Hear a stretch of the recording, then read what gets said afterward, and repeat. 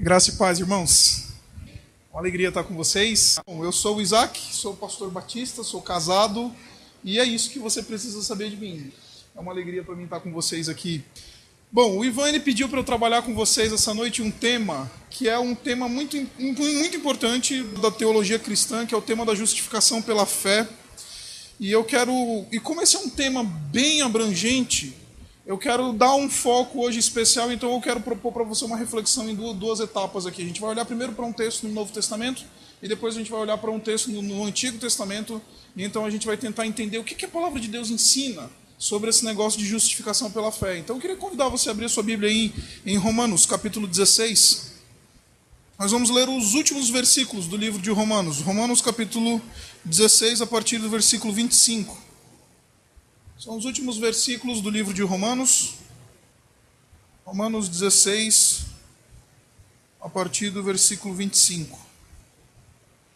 Diz assim a palavra de Deus: Ora, aquele que tem poder para confirmá-los pelo meu evangelho e pela proclamação de Jesus Cristo, de acordo com a revelação do ministério oculto nos tempos passados, mas agora revelado e dado a conhecer pelas escrituras proféticas, por ordem do Deus eterno, para que todas as nações venham a crer nele e a obedecer-lhe. Sim, ao único Deus, sábio, seja dada a glória para todos sempre por meio de Jesus Cristo. Amém. Essa é a palavra de Deus. Vamos orar? Pai, pedimos que o Senhor nos abençoe, que o Senhor nos guarde e que possamos olhar para a Tua Palavra de maneira que a Tua Palavra oriente a nossa mente, o nosso tempo aqui juntos, para que não somente saibamos o que ela diz, mas que possamos aplicar isso às nossas vidas. E que isso seja instrumento Teu na transformação que o Teu Espírito promove em nós, por meio da Tua Palavra. Pedimos que o Senhor nos abençoe, que o Senhor nos guarde, em nome do Senhor Jesus. Amém. Queridos, a doutrina da justificação pela fé, como eu comecei falando, é uma doutrina central na fé cristã. É aquilo que nos distingue, por exemplo, aquilo que nos separa, é o elemento mais distintivo e o que mais nos separa, por exemplo, da tradição cristã católica. Porque nós cremos que a salvação ela é pela fé somente, a justificação ela é pela fé somente. Os católicos vão dizer que a justificação ela vem pela fé, mas também você tem que adorar a santa, você tem que cumprir os sacramentos. Se você já veio de uma tradição católica, você sabe do que eu estou falando. Você precisa não somente ter fé, você tem que fazer um monte de outra coisa. E em 1517, no 31 de outubro de 1517, Martinho Lutero, que era um frei da Igreja Católica, ele então se deparou com o texto de Romanos, o iniciozinho lá, o texto de Romanos capítulo 1, a partir do versículo 16 e 17, e ele então ali, depois de ver a citação do profeta Abacuque por Paulo em Romanos, que diz que o justo viverá pela sua fé, então ali Martinho Lutero se converteu, teve um encontro de fato com o Senhor Jesus Cristo, se arrependeu dos seus pecados e foi salvo. E desde então, dentro da tradição reformada cristã, esse é um elemento que é essencial. Falar de uma fé evangélica, falar de uma fé cristã, falar de uma fé que é oriunda do movimento da reforma protestante, é falar da justificação pela fé. É falar que nós somos justificados não por aquilo que nós fazemos, não pelo dinheiro que a gente dá na igreja, não porque a gente dá esmola para os pobres, não porque a gente ajuda as pessoas no nosso bairro, não por causa disso. A gente é justificado por causa da fé. E o livro de Romanos é um livro que Paulo vai escrever exatamente defendendo essa tese.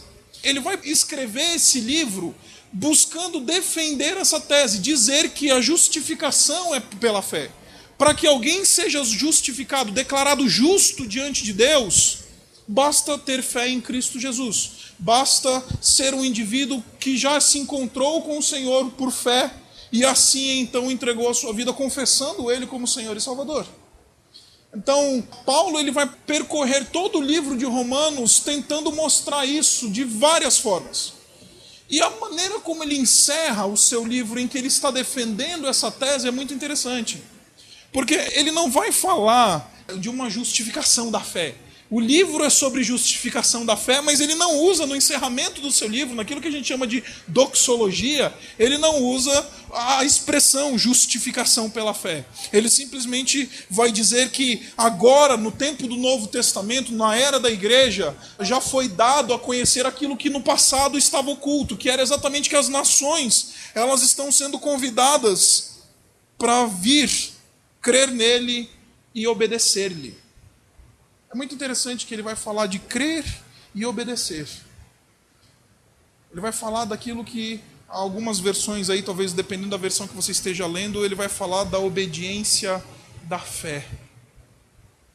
E eu acho que eu quero focar hoje, falar sobre isso, falar sobre a obediência que a fé salvífica, que a justificação pela fé produz na vida do crente.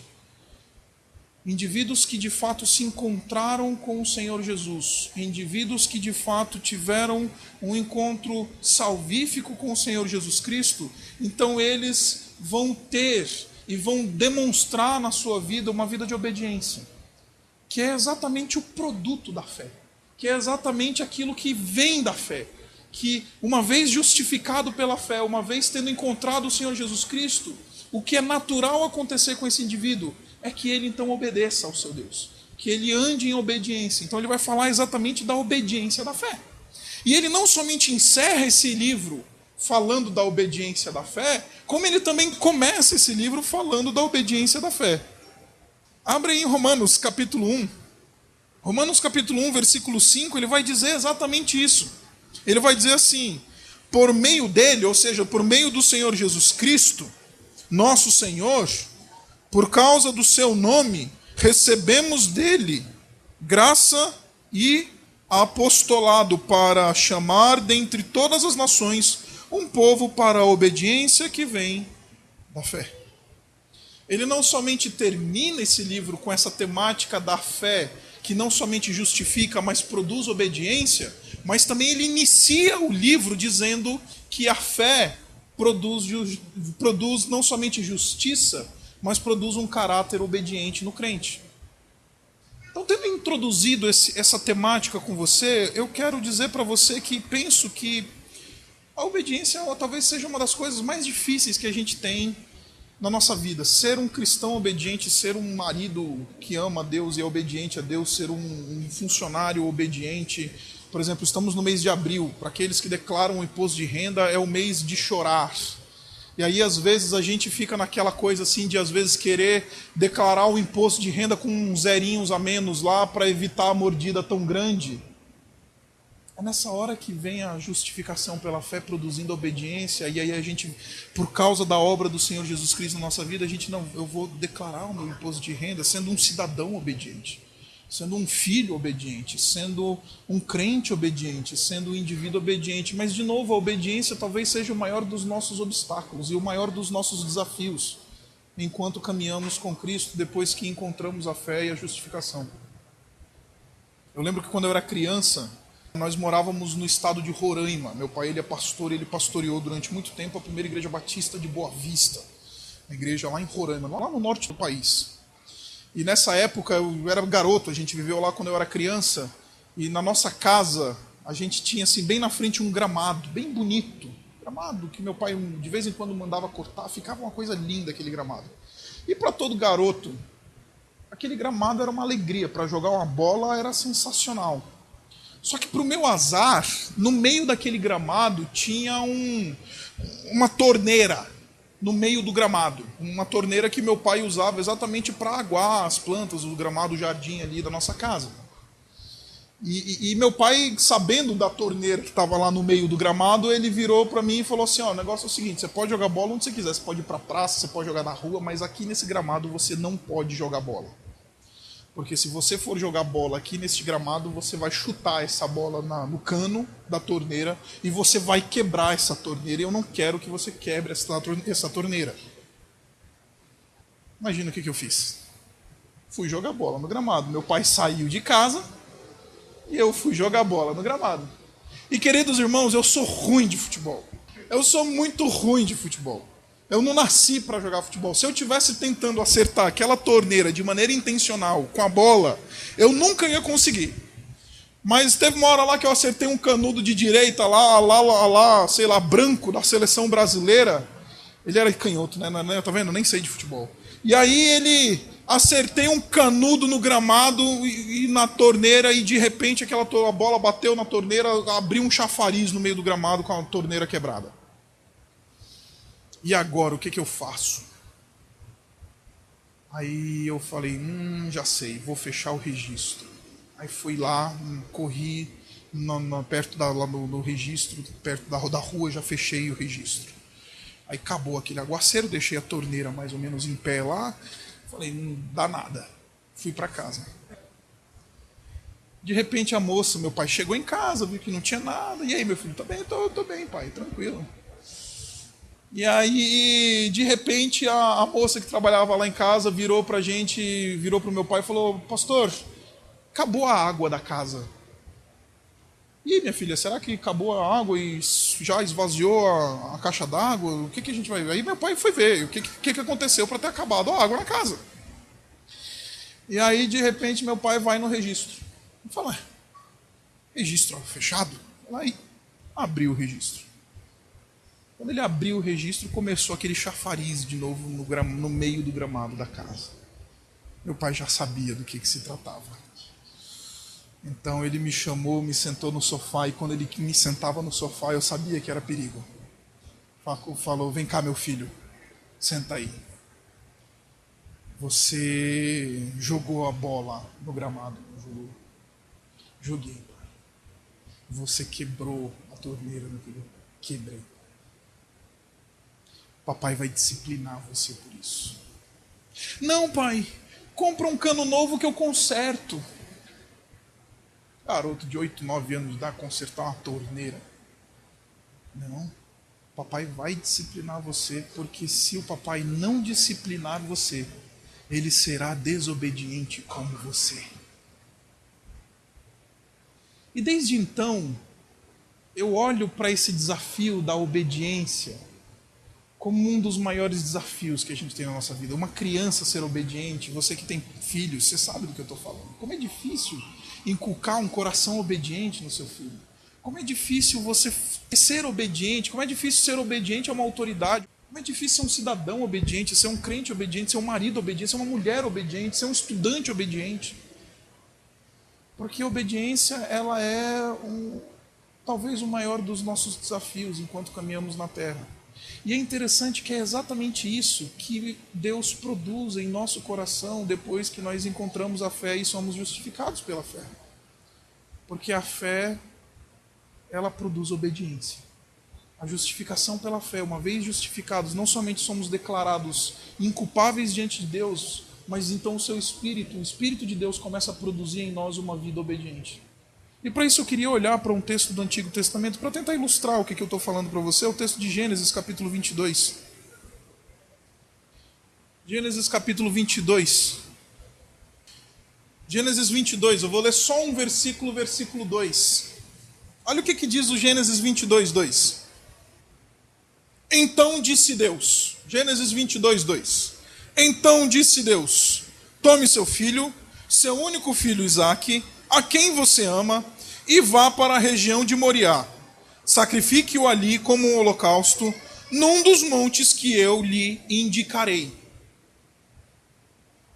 Esse versículo, você conhece a história, ele começa a narrativa daquela célebre cena que nós temos no Antigo Testamento, em que Deus ele chama Abraão a sacrificar Isaque. E é muito interessante você ver nesse texto uma coisa que Abraão, nessa altura do campeonato da sua vida, Isaque já está grande, ele já recebeu a promessa do filho, ele já teve fé. Lá em Gênesis 15, versículo 6, já diz para a gente que Abraão creu, e isso lhe foi imputado para a justiça. Abraão já era um indivíduo justificado nessa altura do campeonato. Abraão já tinha sido um indivíduo que já tinha algum conhecimento profundo de Deus. E é interessante então que Deus decide provar a fé de Abraão. E o objeto da provação é exatamente a obediência. Então o que eu estou querendo já começar de cara dizendo é que a nossa fé ela é provada pela obediência. A nossa fé ela é provada por se a gente obedece ou não, se a gente leva a sério a palavra de Deus ou não. A nossa fé e o fruto da justificação pela fé é a obediência. Deus ele vai provar a fé de Abraão. Abraão é conhecido como o pai da fé no Antigo Testamento. E ele vai provar a fé de Abraão exatamente nesse aspecto, no aspecto da obediência.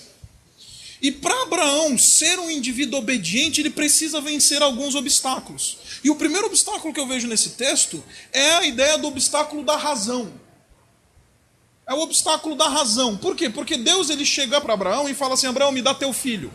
Se você voltar alguns capítulos, especialmente o capítulo 17, por exemplo, você vai ver que Deus já tinha dado claras provas para Abraão de que ele ia fazer cumprir a sua promessa de dar um filho para ele e que Abraão ia ter uma descendência por meio de Isaac. Abraão, ele sabia, ele olhava para o menino correndo na sua casa, brincando, ele falava: esse menino aí, ele é a promessa de Deus. Esse menino aí, Deus me deu porque ele cumpriu a sua promessa de fazer de mim uma grande nação, porque essa nação vem por meio desse garoto.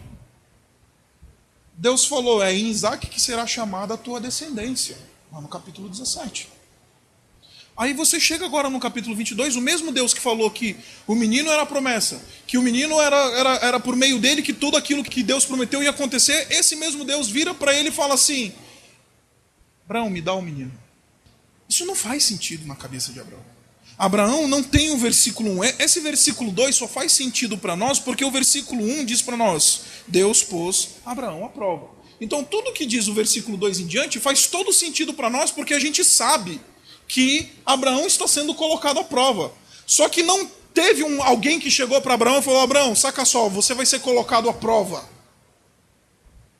Em momento nenhum alguém chegou para Abraão e avisou que ele ia ser colocado à prova. Simplesmente Deus apareceu para ele e falou: Abraão, me dá o menino. E Abraão olha e fala: mas espera aí, esse menino é o menino da bênção, esse menino é a promessa, esse menino é o cumprimento da promessa, é a manifestação da fidelidade de Deus. Pedir o menino é jogar fora tudo aquilo que Deus falou para mim. Não faz sentido. E meus irmãos, eu não tenho dúvidas que quando algumas leis de Deus, algumas ordens que Deus dá para nós, quando elas, ao nosso ver, elas não fazem sentido, nós somos extremamente tentados em desobedecer. Quando Deus manda a gente obedecer, e às vezes essas ordens não fazem sentido para nós, a gente é tentado a desobedecer. Ah, peraí, esse negócio de sexo fora do casamento no século XXI não faz sentido nenhum. Para que eu vou obedecer essa regra? Esse negócio de fidelidade matrimonial, numa época de Tinder, numa época em que os relacionamentos estão cada vez mais digitais e cada vez mais abertos, para que eu vou ser uma pessoa fiel ao meu marido, à minha esposa, numa época em que não faz mais sentido esse negócio de fidelidade conjugal? Essa época em que a gente sabe o que é, que a gente diz que não tem mais homem, não tem mais mulher, pode ser homem com homem, mulher com mulher, não faz mais sentido esse negócio de heterossexualidade. Então para que eu vou obedecer esse negócio que Deus está me falando? Porque quando as ordens de Deus elas não fazem sentido para nós somos grandemente tentados a obedecer. Então o que eu estou querendo dizer para você é que o primeiro obstáculo para que nós possamos alcançar um coração obediente, que é fruto da fé, é simplesmente vencer a nossa razão humana. É quando a gente olha para aquilo que Deus está falando e a princípio aquilo não faz sentido nenhum e ainda assim pela fé eu obedeço. Ainda assim, quando Deus fala para mim uma coisa que será Deus que é isso mesmo? Não dá para mandar uma promissória aí para eu ter certeza que vai dar certo? Porque muitas vezes quando as ordens de Deus, o plano de Deus, os mandamentos de Deus, eles não fazem sentido para nós, a nossa tentação sempre vai ser desobedecer. Só obedece aquele que tem fé. Aquele que já teve um encontro, já passou pela justificação, tem um Espírito habitando e fala: cara, confia no teu Pai. Porque para Abraão é suficiente Deus falar. A gente... Pastor, a palavra de Deus fala com a gente precisa do curandeiro, a gente precisa da irmã do coquinho, a gente precisa de um monte de coisa, porque a palavra de Deus não basta. Ainda que ela fale uns negócios que a gente não entende muito, não basta, eu tenho que ir lá consultar o meu guru gospel. Aí a gente vive correndo atrás de guru gospel por aí, porque a palavra de Deus não é mais suficiente. Interessante que Abraão ouviu a palavra de Deus, não pediu prova, não quis saber, não fez jejum de 50 dias, não foi procurar a irmã do coquinho, não foi ouvir profeta não sei das quantas. A palavra de Deus é suficiente para que ele obedeça. Ainda que essa seja uma ordem que muitas vezes não faça sentido. Deus está pedindo de você alguma coisa que não faz sentido? Deus já colocou você numa situação que às vezes não faz sentido nenhum. Aquele que é justificado pela fé, esse obedece. Eu tenho um colega, um amigo chamado Jonas Madureira, e ele fala uma coisa sensacional. Ele fala a respeito da inteligência humilhada. Ele fala que a nossa razão, ela precisa dobrar os joelhos. É só por causa da fé que a nossa razão dobra os joelhos. Porque se Deus não faz sentido para nós, e se a gente não dobra os joelhos da nossa razão diante de Deus, a gente vai rejeitar a vontade de Deus e vai ter uma vida desobediente. Então o primeiro obstáculo para você alcançar um coração obediente é pela fé vencer o obstáculo da nossa razão limitada, que às vezes Deus tem uma coisa que a gente não sabe e Ele fala, a gente não entende, e aí a gente fica naquela tendência, naquele medo de obedecer e de levar a sério o que Deus está falando com a gente. Mas Abraão fala, não, Deus falou, isto é suficiente. O meu pai falou, isso me basta. Está na palavra, isso me basta. Vou obedecer. Indivíduos obedientes, eles são forjados por meio do crer, por meio de crer que a palavra de Deus ela é suficiente. Se Deus falou, isso me basta para crer e para obedecer. Então, o primeiro obstáculo a ser vencido é o obstáculo da razão.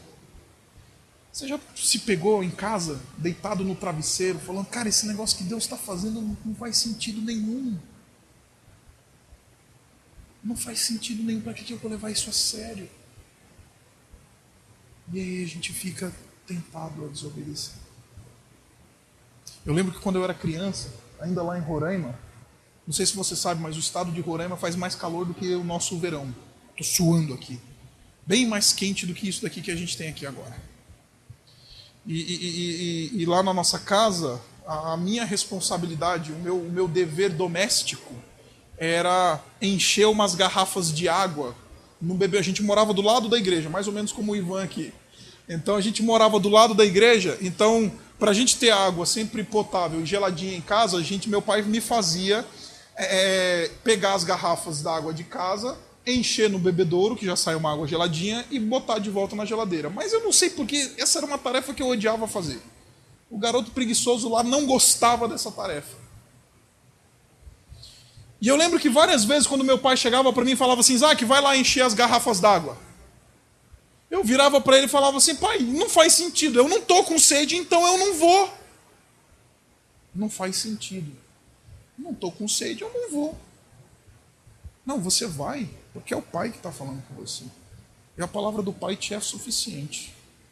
Vai. Eu ia lá resmungando, mas ia. Assim é a obediência da fé. Ela às vezes não precisa de elementos. A gente não precisa colocar Deus na cadeira dos réus para que Ele tenha que fazer sentido para nós. Deus não tem que fazer sentido para nós. Deixa eu te contar a história de um cara chamado Jó. Você conhece a história desse indivíduo. Jó, ele perdeu tudo. Era um homem piedoso. O próprio Deus, lá no capítulo 1, vai dizer, olha, você conhece o meu servo Jó? Homem íntegro e reto que se desvia do mal. É Deus falando isso sobre Jó. Não é Satanás, é Deus. Deus está falando, esse é um homem íntegro e reto que se desvia do mal. Um cara, gente boa, crente, ama a Deus. De repente, a casa cai para Jó, literalmente. Aí a pergunta é, por que Deus você permite essas coisas? E ele passa um livro inteiro, o livro inteiro de Jó é Jó perguntando por que Deus? É Jó querendo satisfação, querendo que Deus lhe dê razão, que Deus faça sentido para ele.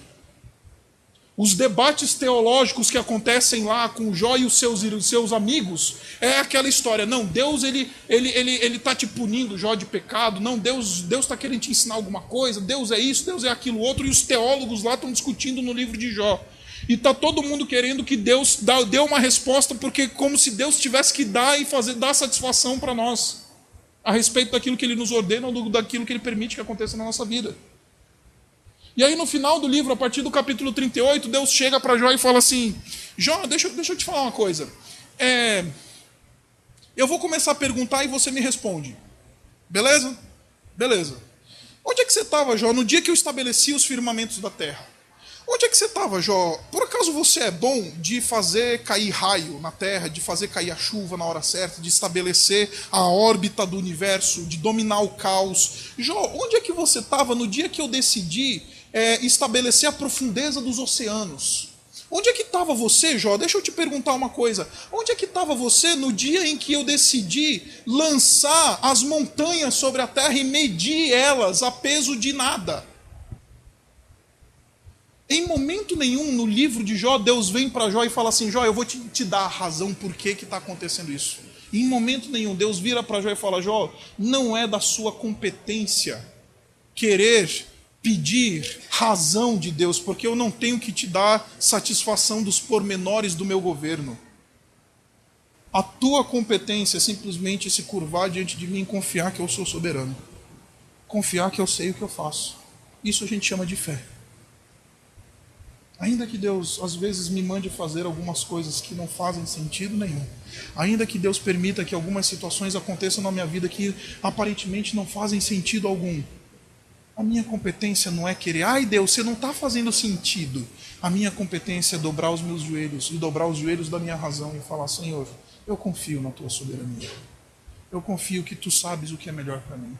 Eu confio que a tua graça, ela me basta. Então, o primeiro obstáculo é o obstáculo da razão.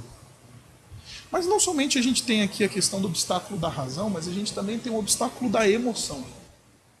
Porque quando Deus chega para Abraão e fala assim, Abraão, toma teu filho, seu único filho Isaque, ele diz quem é Isaque. Ele diz assim, a quem você ama. A quem você ama. Abrir mão de coisas que nós amamos por obediência a Deus é extremamente difícil. É somente aquele que de fato teve um encontro e foi justificado pela fé é capaz de abrir mão das coisas que ama. Isso a gente chama de sacrifício. Está exatamente aqui o aspecto sacrificial dessa oferta que Deus está pedindo de Abraão. Porque Abraão amava Isaque. Se você voltar lá no capítulo 19, Deus já mandou o Ismaelzinho, que era o filho bastardo, já mandou para o deserto, já deu todas as provas de que era Isaque o seu preferido e o seu amado. Deus sabe disso. Deus está por dentro dessas coisas. Ele está falando, agora eu quero que você me dê aquele que você me ama, aquele que você ama. Que eu quero ver se você ama mais o garoto ou ama mais a mim. Me dá quem você ama. E quando muitas vezes Deus ordena e Deus pede de nós coisas que amamos, a nossa tendência também é desobedecer. A nossa tendência é falar, será que é isso mesmo que Deus está querendo? Será que é esse caminho mesmo que Deus quer que eu percorra?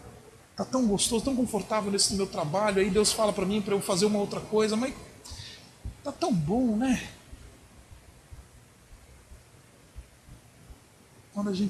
Quando Deus toca nas coisas que nós amamos, aí aparece o aspecto sacrificial.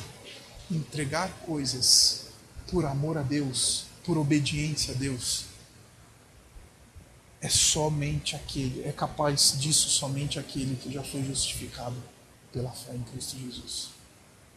Deixa eu contar uma história para você, ainda lá em Roraima. Estou contando todas as minhas histórias de quando eu era criança para você. Lá em Roraima, a gente morava lá, na mesma época lá de quebrar a torneira e tudo mais. Eu ganhei do meu pai ele vinha frequentemente aqui para São Paulo para participar de congressos e tudo mais, e numa dessas viagens que ele fez para São Paulo, ele trouxe para mim uma bicicleta, uma Caloi BMX, azul e amarela, coisa linda, bicicleta sensacional. Melhor bicicleta que eu já tive na minha vida. E numa cidade pequena, Boa Vista, na época, era uma cidade muito pequenininha. Quase não tinha nem asfalto na rua. Então, numa cidade que não tem trânsito, que não tem nada, não tem perigo, não tem violência, dar uma bicicleta para um garoto de 8, 9 anos de idade é deixar o menino solto no mundo. Eu adorava a minha bicicleta, eu rodava aquela cidade inteira de bicicleta. Minha Caloi BMX azul e amarela. Só que lá na nossa igreja acontecia uma conferência missionária. E naquela época, lá na nossa igreja, a nossa igreja convidava todos os missionários da igreja para ir lá para a nossa igreja para passar uma semana com a gente lá. E aí, durante aquela semana de conferência missionária, o que acontecia é que a gente então recebia esses missionários, os membros da igreja recebiam os missionários nas casas deles. Então, cada família de membros da igreja, eles recebiam na sua casa uma família de missionários. E não diferentemente, na nossa casa a gente recebeu também um casal de missionários que também tinham um filhinho mais ou menos da mesma idade que eu tinha, que era o Juninho. Nunca vou esquecer do Juninho. O pai dele era missionário entre os índios Yanomami, lá no extremo norte do país. E aí o Juninho ficou comigo durante toda aquela semana, e aí a gente curtiu, andou de bicicleta, jogava videogame, jogava bola, fazia acontecer, tocamos o terror naquela cidade em uma semana. E o Juninho adorou a minha bicicleta. Até que lá pelas tantas, lá pelo penúltimo dia da conferência missionária, meu pai me chamou e me fez sentar lá no sofá do perigo. Senta aí, meu filho. Papai quer conversar com você. Aí ele virou para mim e falou: filho, você sabe que papai ama você, não sabe? Sei, pai. Então, papai tem um pedido para você. Aí fala aí, pai. Eu quero que você dê a sua bicicleta pro Juninho. Imagina qual foi a minha reação. Nem a pau que eu vou dar minha bicicleta pro Juninho. Você deu para mim, ela é minha, presente. Filho, o Juninho, ele mora na selva. O pai dele não tem grana para comprar uma bicicleta para ele. Dá a sua bicicleta pro Juninho, que o papai vai comprar outra bicicleta para você. Não vou dar a minha bicicleta e ponto final. E eu lembro que eu fiquei irredutível. Ele quis conversar, trocar uma ideia, prometeu bicicleta melhor, bicicleta não sei das quantas, não sei o quê. E eu estava irredutível, eu não ia dar a minha bicicleta até o dia então que ele teve que usar da autoridade paterna então para pegar a bicicleta. E eu lembro que eu sentei na minha bicicleta assim e falava: não, eu não vou dar a minha bicicleta. E aí ele foi abrindo assim, cada dedinho meu assim, para pegar a bicicleta. E ele deu a bicicleta para o Juninho. Me dá quem você ama. Quem é que você ama? Isaac, a quem você ama. Quando Deus pede de nós coisas que nós amamos, a nossa tendência é desobedecer. Somente aquele que foi justificado pela fé, que conhece o seu Deus, que sabe quem é o seu Pai, esse consegue entregar. Ainda que doa, ainda que seja sacrificial, ainda que incomode, esse entrega. Esse fala: toma, Senhor, eu sei que o Senhor é soberano. Não faz sentido, eu amo e dói, mas eu vou obedecer. O obstáculo da emoção, a nossa fé, ela vence. A fé que o Senhor Jesus Cristo nos concede por meio do seu Espírito vence não somente a nossa razão, mas também vence a nossa emoção. Sabe aquele relacionamento que Deus fala: olha, esse relacionamento aí está errado, entrega, larga. Aí a gente não quer, né? Fala: não, Deus, eu gosto tanto dele, eu gosto tanto dela. Sacrifício. Às vezes um bem que a gente tem, Deus fala: me dá isso daí. A gente fala: não, Deus, obedece. Aquele que é justificado pela fé, que teve um encontro com seu Senhor, ele vence o obstáculo da fé, da emoção. Ele vence o obstáculo da razão, mesmo que não faça sentido, mesmo que seja algo que doa. Ele vai dizer: toma, Senhor, faz a tua obra. Tu és bom, eu posso confiar em ti. Agora, não somente a gente tem o obstáculo da razão e o obstáculo da emoção, a gente também tem o obstáculo da volição e da vontade. O texto ele vai dizer para nós aqui uma coisa muito interessante. Ele vai falar assim, eu quero que você grife essas três palavrinhas na sua Bíblia. A primeira palavrinha é essa palavrinha, tome. Então disse Deus, tome seu único filho Isaque, a quem você ama. Segunda palavrinha que você tem que grifar na sua Bíblia, vá para a região de Moriá. E a terceira é, sacrifique-o ali. Tome, vá e sacrifique.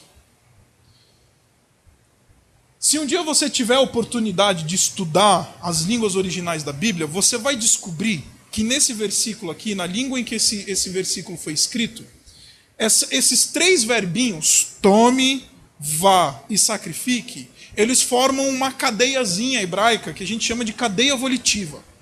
Ou seja, por meio desses três verbinhos que Deus está usando na sua fala com Abraão, Deus está dizendo para ele, está dizendo para Abraão qual que é o plano de Deus para a vida de Abraão. Está dizendo qual que era o roteiro.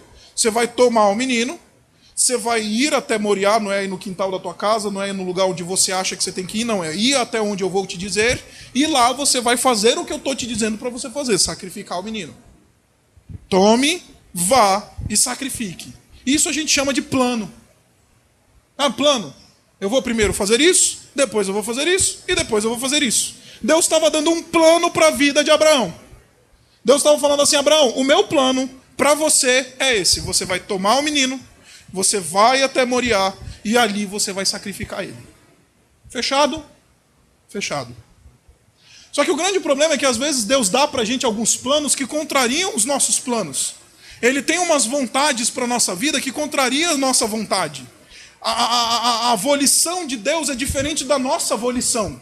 A vontade que Deus tem para a nossa vida é diferente da vontade dos planos que a gente tem para a nossa vida. 17 anos de idade. Alguém chegasse para mim e perguntasse para mim, 16, alguém perguntasse para mim, Isaac, você vai ser pastor? Porque meu pai era pastor, né? Então, você vai ser pastor? Eu falava assim, Deus o livre. Mas nem a pau que eu vou ser pastor. Por quê? Porque pastor não ganha dinheiro. Pastor não ganha dinheiro, pastor tem vida ralada, vi aí minha vida inteira meu pai aí só ralando aí com os problemas da igreja, e pastor rala. E ainda tem gente que ainda chega assim e pergunta assim, você é pastor? É só pastor? Como se fosse de boa, né? Mas alguém chegasse para mim lá com os meus 16, 17 anos e perguntasse para mim, o que você vai ser pastor? Eu falava, mas nem a pau que eu vou ser pastor. E eu morava no ABC nessa época. Meu pai já era pastor no São Bernardo, onde ainda é hoje. E nessa época, o meu sonho era estudar na FEI, porque eu morava do lado, literalmente do lado da FEI, Universidade da Faculdade de Engenharia Industrial de São Paulo, em São Bernardo. E eu queria ser funcionário da Volks, ganhar dinheiro. Eu quero ganhar dinheiro, eu quero trabalhar numa grande empresa, eu quero poder levar meus filhos para passear na Disney uma vez por ano, eu quero ter uma boa casa, um bom carro, eu quero uma vida confortável para mim. Não é errado desejar isso. Não é errado ter esse tipo de plano, esse tipo de sonho. Mas essa era a minha vontade, o meu plano. Aí, para encurtar uma história longa, com 16 anos de idade eu fui participar de um congresso jovem, da Palavra da Vida, lá em Atibaia. Eu com 16 anos, congresso jovem, eu fui mais para jogar bola, azarar a mulherada lá, do que propriamente fazer alguma coisa espiritual. Mas lá pelo último dia, eu ouvi Deus falar comigo. Não foi assim, alguém pregou, e aí eu entendi que aquela era... Não, eu ouvi, aquilo nunca mais aconteceu comigo na minha vida, mas eu ouvi naquele dia a voz de Deus, Deus falando assim comigo, o meu plano para você, Isaac, não é que você vá para a FEI e você vai estudar no seminário. Eu entrei em parafuso. Eu falei, mãe, eu estou ouvindo vozes. Eu cheguei em casa, depois daquela experiência que eu tive com Deus, eu estava meio estranho, meio esquisito. Minha mãe olhou o menino esquisito, falou, não comia, não dormia. Não... E aí, meu filho, o que está pegando? Eu falei, mãe, alguma coisa aconteceu. Deus falou comigo, a gente precisa ver isso daí. Não, mãe, eu estou falando sério, Deus falou comigo. Como assim, meu filho? Deus falou comigo, ele disse que é o que eu tenho que ir para o seminário. Meu filho, a gente tem que te levar no terapeuta mesmo, porque eu acho que você não está entendendo esse negócio direito, não. E para encurtar a história... No ano seguinte, em vez de estar entrando na FEI, eu estava entrando no seminário. Deus mudou completamente o plano e a vontade. Aquilo que Deus pensava para mim era diferente daquilo que eu pensava para mim. Aquilo que Deus pensava acerca de Abraão era diferente daquilo que o próprio Abraão pensava acerca dele e do plano dele, da vida dele. Deus chega e muda completamente e fala: meu filho, o plano para a tua vida é outro. E aí Deus muda completamente. E aí a gente fica: e agora, obedeço ou não obedeço? Eu sigo o plano ou não sigo o plano? Aquele que já experimentou a justificação pela fé, esse tem o versículo 3 e diz: na manhã seguinte, Abraão levantou-se e foi. Esse levantar e ir é a obediência da fé, na prática. Porque a obediência na fé, ela vence o obstáculo da razão. Sabe quando Deus não faz sentido, mas ainda assim eu vou? Vence o obstáculo da emoção. Quando dói entregar aquilo que eu amo, eu entrego. E às vezes significa abrir mão de planos que eu tenho para a minha vida. E Deus vem e fala: não, o plano para a tua vida é outro. A gente obedece. A gente segue. A gente levanta no dia seguinte. Preparou o seu jumento, levou consigo dois de seus servos e foi. Aqui está a obediência da fé na prática. O que eu vim dizer para você, querido, essa noite é: a justificação pela fé, ela produz corações obedientes. Porque a obediência da fé é o primeiro dos frutos da justificação. Só que para a gente obedecer, a gente precisa vencer a nossa própria razão e colocar a nossa razão de joelhos. E falar: Senhor, ainda que o Senhor não faça sentido, eu vou te seguir, vou te obedecer. Ainda que as regras que o Senhor dá para mim, ainda que o que o Senhor pede de mim não tenha sentido nenhum, eu vou fazer. Senhor, ainda que aquilo que o Senhor esteja pedindo de mim seja algo que eu ame tanto e que me doa tanto, entregar, eu vou entregar.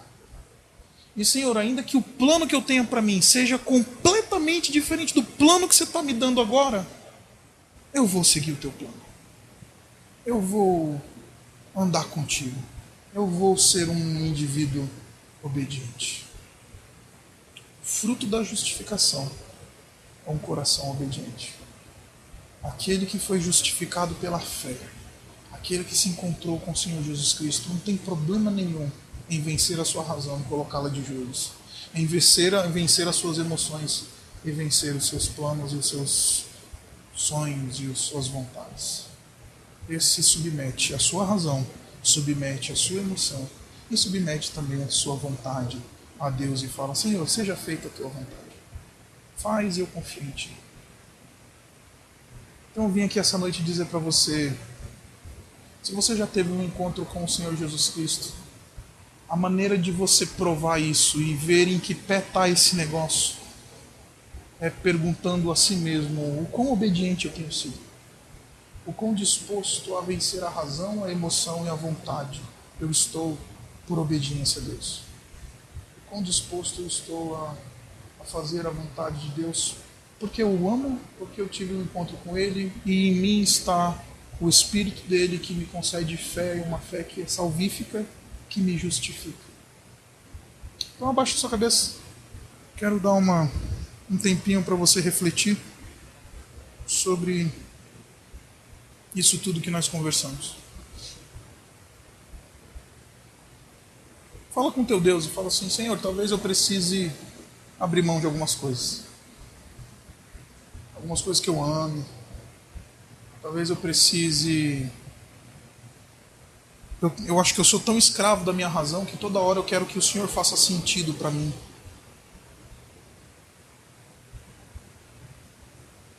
Senhor, eu quero ser capaz de me submeter ao teu plano, ainda que isso signifique abrir mão dos meus, ainda que isso signifique fazer outra coisa que eu nem estava pensando ou imaginando. Torna, Pai, a minha justificação prática, que ela seja frutífera na minha vida e que me conduza à obediência da fé. Obrigado, Pai, pela tua palavra. Obrigado pelo teu amor. Obrigado porque em nós está o Teu Espírito. Obrigado pela justificação. Obrigado pela fé que o Senhor colocou em nosso coração de maneira soberana e incondicional. Obrigado porque por causa disso nada de fato vai nos separar do Teu amor. Obrigado porque o Senhor já começou uma obra em nós e que o Senhor vai completar ela até o dia do Senhor Jesus Cristo. E enquanto isso, Pai, produz em nós uma obediência, a obediência que vem da fé justificadora, da fé que salva, da fé que nos faz abrir mão e dobrar os joelhos da nossa razão, da fé que faz com que nós sejamos capazes de entregar a Ti aquilo que amamos. Talvez o nosso tempo, a nossa carreira, o nosso dinheiro, seja lá o que for, um relacionamento. E ajuda-nos, Senhor, a entregar a Ti também, pela fé, os nossos planos. Que os Teus planos sejam aqueles que nós escolhemos para nós. Sejam aqueles que nós consideramos de maneira criteriosa, de maneira que sejamos capazes de obedecer. Obrigado, Pai, pelo testemunho de Abraão. Obrigado porque a justificação produz uma fé e uma fé obediente. Oramos assim em nome do Senhor Jesus. Amém. Deus abençoe vocês, queridos.